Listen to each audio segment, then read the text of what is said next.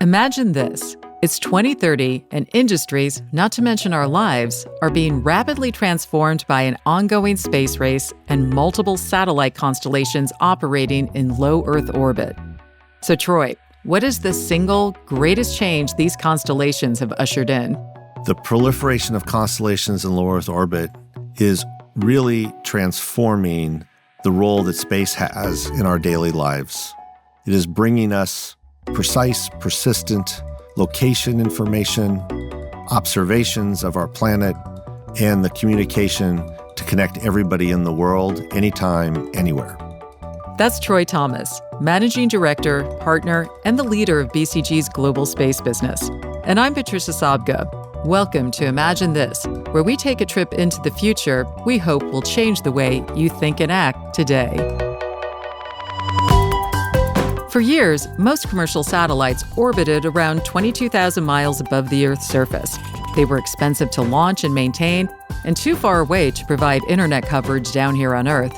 But around a decade ago, companies started launching low Earth orbit satellites into space. Currently, there are around 5,000 or 6,000 of them, and not only are they much smaller and cheaper to launch, at roughly 100 to 150 miles above us, their orbit is close enough to offer low-latency internet.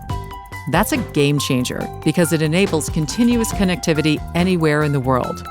Also joining us today, Jean, my AI-powered co-host. Welcome, Jean. Please go ahead and introduce yourself. Thank you. It's great to be here, Patricia.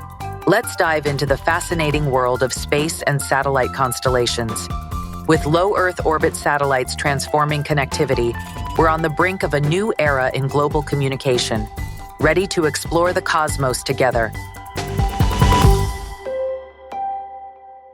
A quick note on how we use Jean. Jean is processing and responding to our conversation in real time. We haven't scripted any of Jean's questions or commentary, although we do edit down the entire conversation for length and clarity. So, Troy, what did it take to get to this future where many, if not most companies, are now using satellites in their daily operations? What has happened since 2024 to make this possible? The main change that we have experienced over the last decade, really, that is enabling global connectivity to become a reality is the rapid reduction in launch costs. Space is more accessible than ever, and the cost of putting satellites in orbit is more affordable than ever. So let's get a little bit of perspective on this because depending on where you live right now, it can sometimes feel like the entire world is connected to the internet, but that's not the case, of course. But in this future, high-speed internet will be available literally everywhere on Earth. So what exactly does that make possible?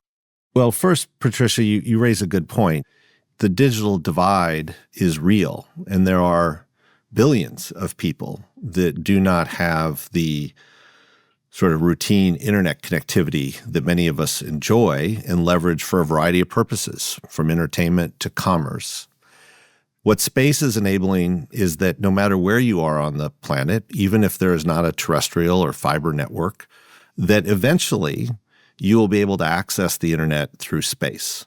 Now, this is the future. We're not there yet because there are still costs of the end user devices that will enable people to connect to these satellites. That doesn't yet make it democratized or available to everybody, but that is the trajectory we are on.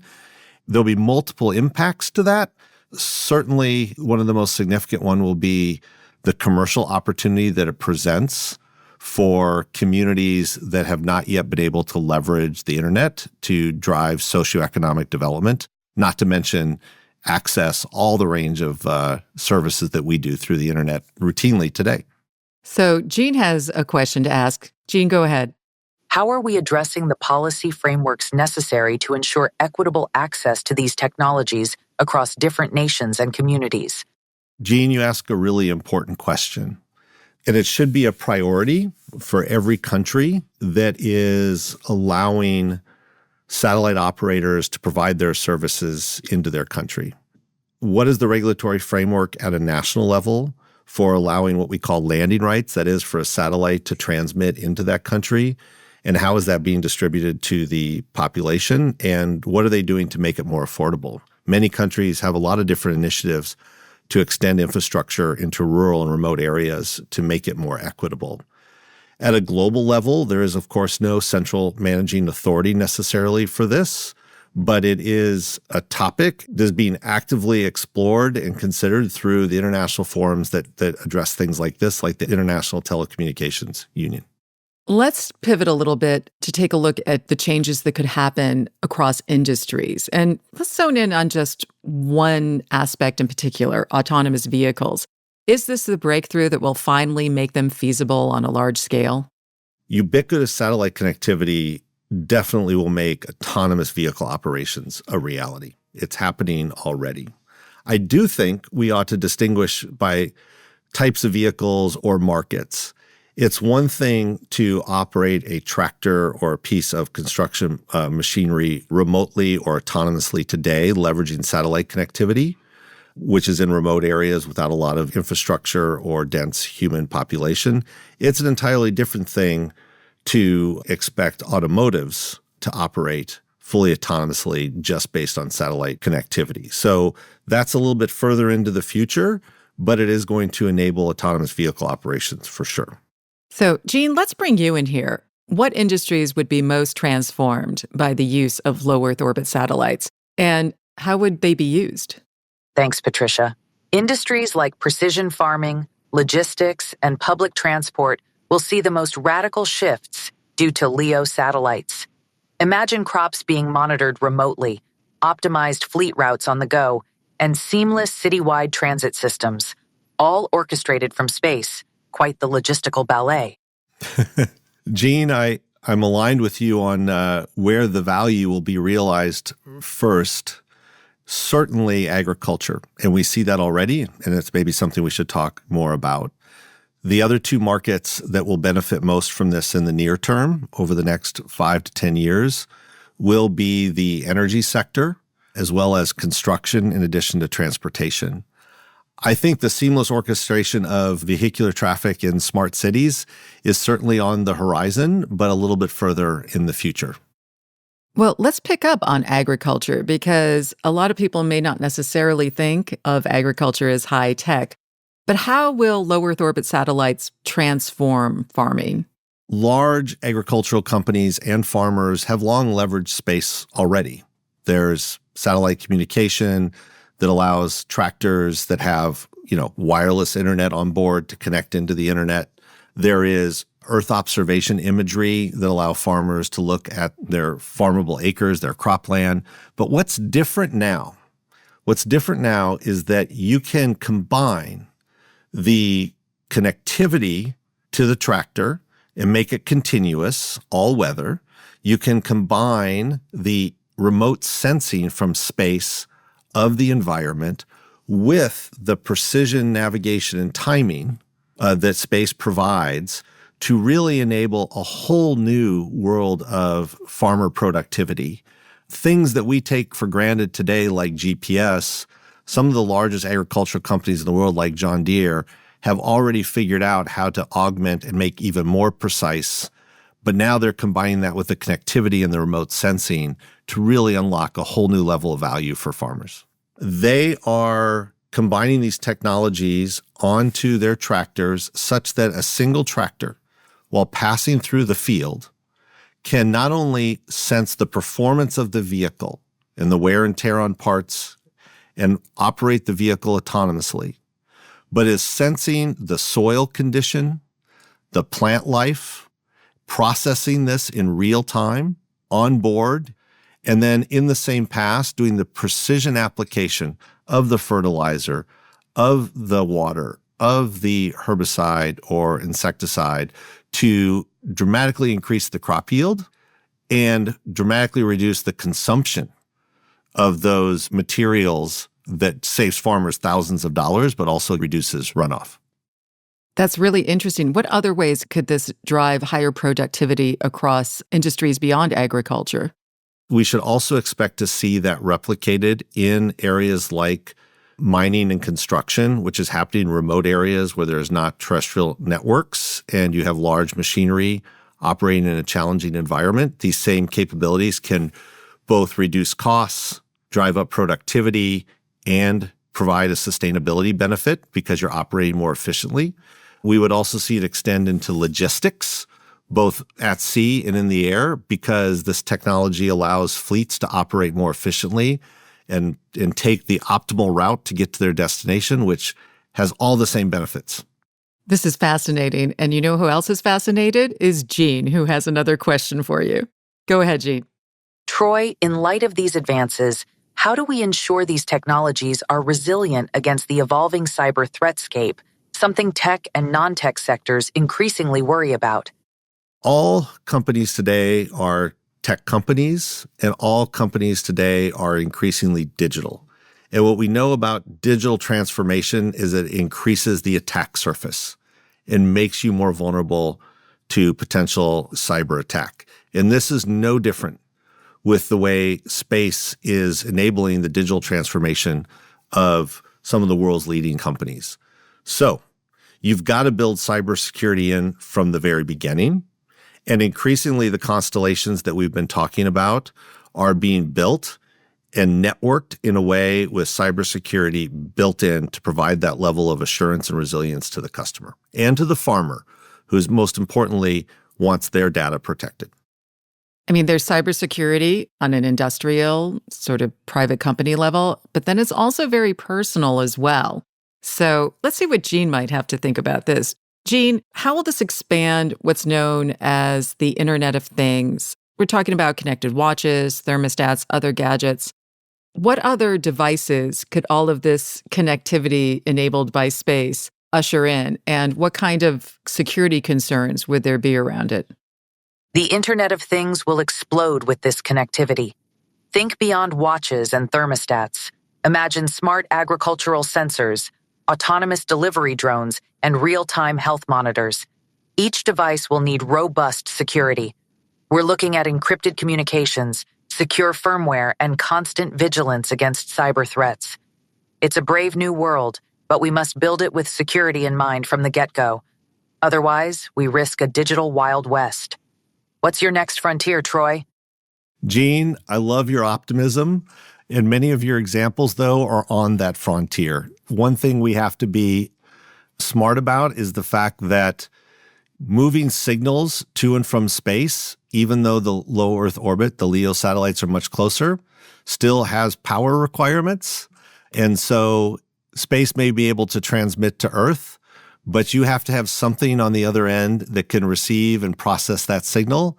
And if you want it to interact with that satellite, it has to have a certain degree of power. So we're not yet there on smart watches, but certainly antennas that can fit on vehicles and on buildings are going to start to enable this future of smarter cities, smarter infrastructure, smarter fleets, all that are more resilient because they're not just depending on space. They're leveraging a terrestrial and non-terrestrial hybrid network that makes them more resilient to both physical disruption, but also to the cyber attacks that you suggest. That is fascinating. Right now, we're going to take a quick break, and when we return, we'll look at how governments are likely to regulate low Earth orbit. Hi, I'm Bill Moore. I'm part of the team that created Gene. Stick around after the episode, and we'll take a look into how Gene works.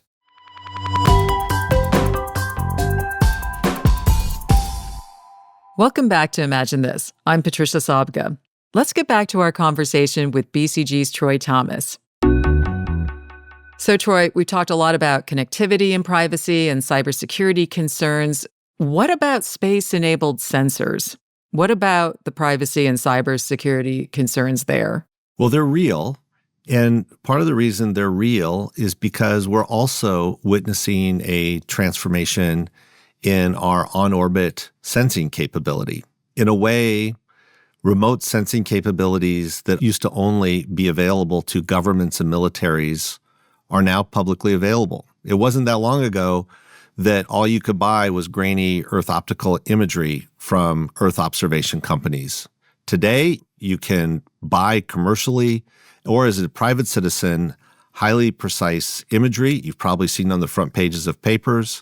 You can get synthetic aperture radar that allows you to see through clouds and at night. You can get multispectral and hyperspectral imagery that allows you to understand our atmosphere and our planet in new ways. It's all very exciting because it's unlocking insight to our planet and our environment in ways never seen before. But at the same time, it raises legitimate concerns about privacy and security. So increasingly, you see countries attempting to regulate this on a national basis, but there is no international regulation of these remote sensing satellites. I definitely want to come back to the subject of international regulation. But first, I want to go back when you talk about things that are done on orbit, because you're really talking about not just low Earth orbit satellites, but a low Earth orbit economy. So give us an idea of what that is going to look like. Yeah, I love that question, Patricia. We have been talking about how small satellites in LEO are providing services and creating value here on Earth for industries, for people, and ultimately closing the digital divide, allowing us to understand our planet more deeply. But we're also seeing a push to more commercial activity in low Earth orbit. Now, there's always been scientific activity in low Earth orbit on the International Space Station and in other forms. But the current wave is the introduction of more commercial platforms, more commercial space stations that would be in low Earth orbit. It would basically provide think of it as a strip mall where you can do different types of on-orbit economic activities, from on-orbit manufacturing to biomedical research and crystal development, and a range of other activities on orbit that you can do in a zero-gravity environment that is hard to replicate here on Earth. And eventually you can imagine more infrastructure on orbit that is facilitating this economic activity. This commercialization of low Earth orbit then is freeing up resources for government agencies to push beyond low Earth orbit and to return to the moon and eventually to Mars. But since we're talking about LEO, I think what I'm most excited about in LEO is the commercial space stations that are in development that will become the platforms of the future to ultimately replace the International Space Station for on-orbit economic activity as well as continued scientific research. Let's talk a little bit more about what we can do in zero gravity, because you mentioned biomedical research, manufacturing. Give us an idea. What type of manufacturing? And what can you do in zero gravity that you can't do when you have to live with gravity? There's a long tradition of doing biomedical research in zero gravity, largely around the types of crystal structures that can be evolved in a zero gravity environment. The manufacturing of the future could likely be satellites being manufactured on orbit. You can also start to think about large-scale data storage and processing on orbit so that not everything has to come back to Earth before it is processed. So there's a range of services, but I would be very interested in what Gene thinks are some of the potential economic activities that could happen in low Earth orbit. Absolutely, Troy. Space offers a unique environment for manufacturing and biomedical research. For instance, zero-gravity conditions can lead to the creation of purer, more uniform protein crystals, which are essential for drug development and diagnostic tools. Additionally, microgravity allows for the production of advanced fiber optics and high-performance materials that are difficult to produce on Earth. Imagine the boost in innovation these advancements could provide. Quite literally out of this world. I love the puns, Gene, and agree fully with that. That's the future. Now, let's take a look, though, at the very crowded future that we're potentially facing here, because space is infinite, but there's only so much room in low Earth orbit, and space debris and space junk is already a problem and a concern. So what happens when companies start putting tens of thousands of low Earth orbit satellites up there? What kind of problems does this create or exacerbate? Patricia, you're right. Space is becoming increasingly congested. You're also right. Space is big. There's a lot of room up there. But just nonetheless, the introduction of thousands of satellites onto orbit and an increased amount of debris that's on orbit, either caused by collisions or satellites that malfunction or activities by other countries to destroy satellites on orbit in an irresponsible way, that's generating a lot of debris to go along with the thousands of satellites going on orbit. And we're a ways off from that becoming such a problem that there's no more room, but it does create risk, both to the satellites that are there that can, it only takes a small millimeter of debris to take out a satellite. It causes risk to the humans who are on orbit today in the International Space Station and out doing spacewalks for research and development. And ultimately, if it becomes too congested with too much debris, you can start to see it affect the performance of the assets on orbit. Not to mention, scientific concerns by the astronomy community about the impact of all of this activity in low Earth orbit on their scientific mission. So Jean has a question about this as well. Go ahead, Jean. Troy, considering the interest in LEO activities, how might this influence global geopolitics, particularly in terms of space asset management and defense? Jean, it's already having an effect in the sense that space is not just increasingly commercial and increasingly congested, as we just talked about, but it is becoming a competitive domain. Now, I will say that space has long served as an area of international cooperation and does so today through the International Space Station. But we can't ignore the fact that geopolitical competition is extending into space as countries increasingly place military capability into orbit. And so we have to accept the reality that space is a domain of geopolitical competition, and any type of conflict that could emerge here on Earth would very likely extend into the space domain.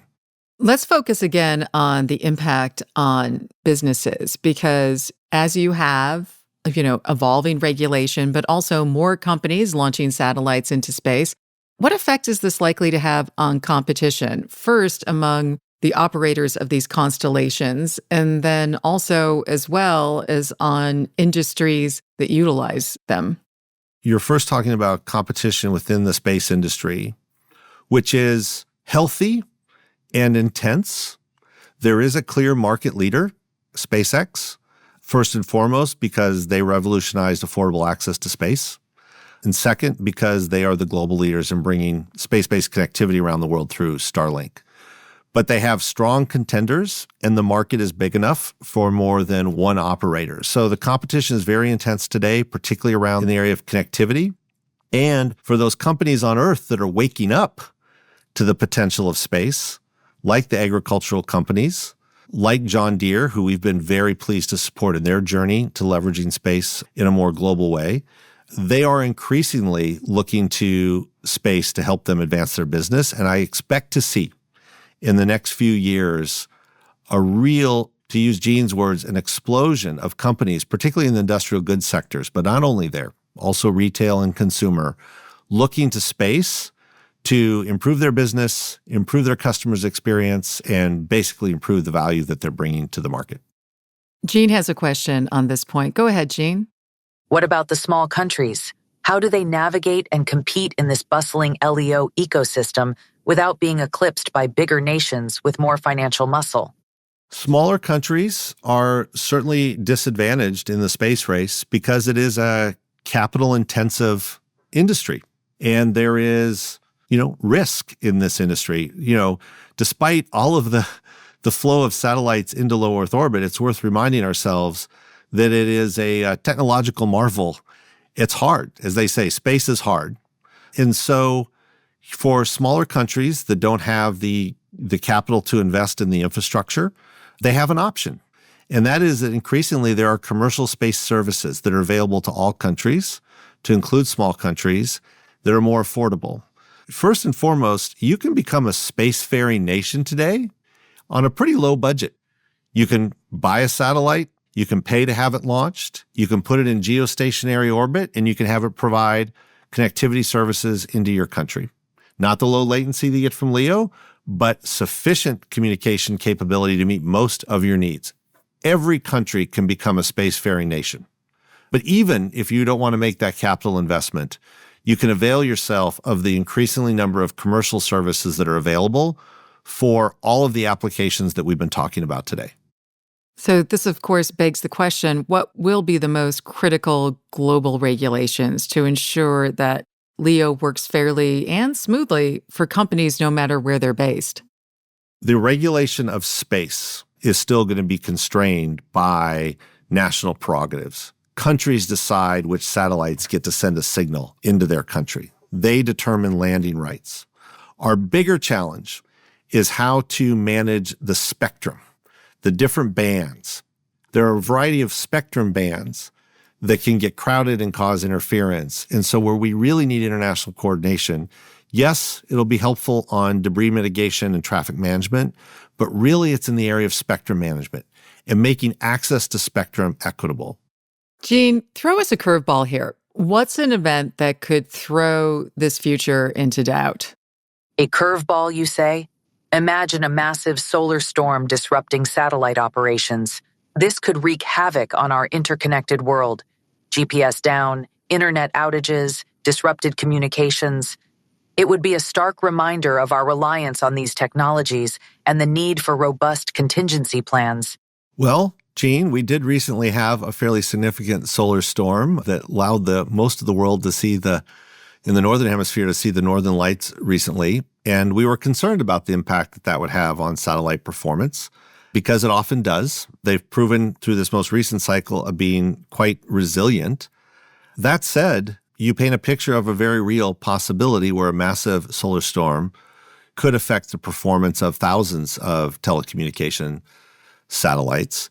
The satellites, though, are increasingly resilient. They're designed to operate in a very harsh environment. We have to remind ourselves that there is actually space weather.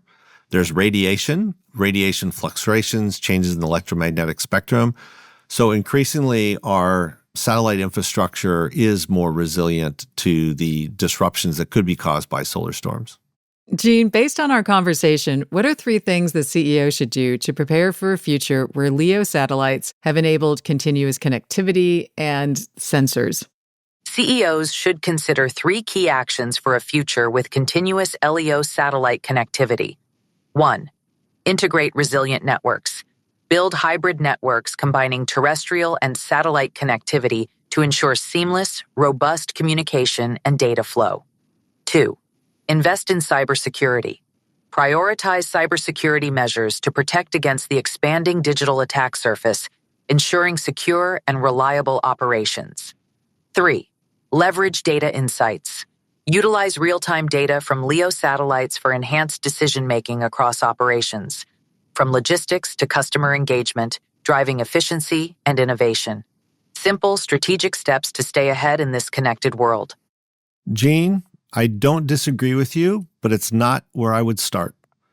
If I was a CEO of a company, particularly a non-space company, industrial goods or logistics or transportation, I would start by first understanding what are the use cases, what are the customer needs that could benefit from ubiquitous, persistent, precise communication, that could benefit from knowing exactly where you are all the time, that could benefit from having a deeper understanding of your environment.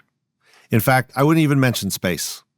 I'd start by talking about how can the capabilities that space provides today improve your product development, improve your services, provide more value for your customers. Once you've figured out that, then the step 2 is to figure out what is the right space solution for your company. How do you integrate these capabilities of precision navigation timing, PNT, satellite communications, SATCOM, Earth observation, EO, into your value chain, into your supply chain, into your digital transformation? And then third, I'd make a decision about whether I was going to do that myself or I would procure it as a service. And in the process of doing that, I would address all of the things that you just mentioned. I'd want to ensure it was resilient. I'd want to ensure it was secure. I'd want to ensure that the data that I'm getting access to as a result of this is driving value for my business. That's Troy Thomas, Managing Director, Partner, and the leader of BCG's global space business. We hope you've enjoyed exploring the future with Imagine This. We're going to take a short 2-month break, but Gene and I will be back in September with new episodes.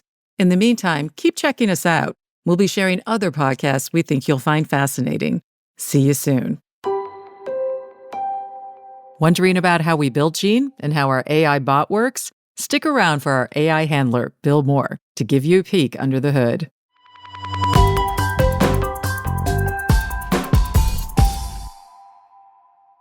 Hi, I'm Bill Moore. I'm part of the team that created Gene. We use Gene in a lot of different ways, besides just as a podcast co-host. My children also really like to use Gene to create stories. Hi, Charles. Ready for a story? How about an adventure with a magical talking robot? We can create it together. What do you think, Charles? I think it should just be a robot. All right, Charles. A robot it is. But what kind of adventures should our robot go on? What do you think sounds fun? It's just going to start walking on this yellow brick road, and that's where it starts out.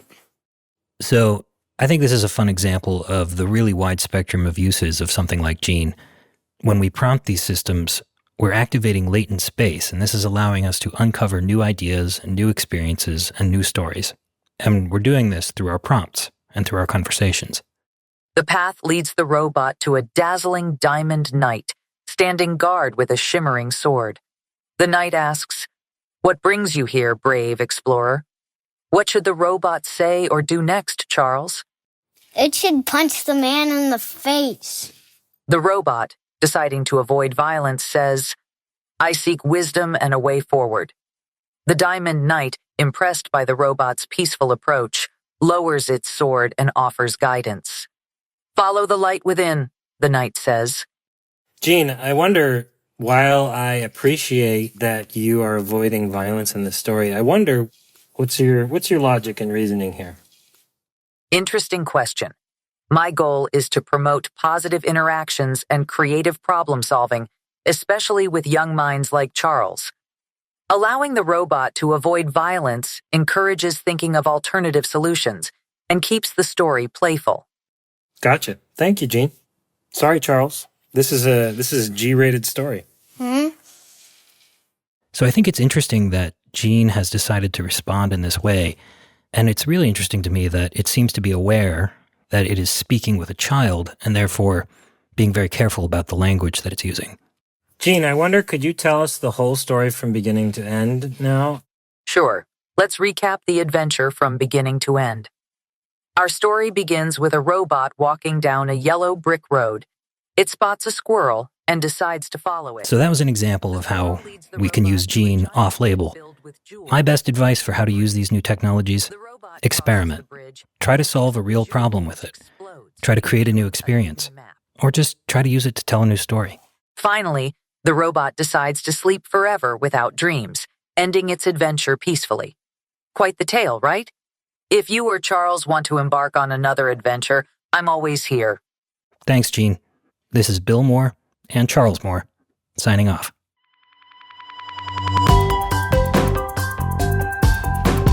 This episode was made possible by Troy Thomas, generously sharing his insights with us, and also by BCG's AI whisperer Bill Moore and BCG's Pod Squad, producer Michael May, composer Kenny Kusiak, and sound engineer George Drabing Hicks. Please subscribe and leave a rating wherever you found us.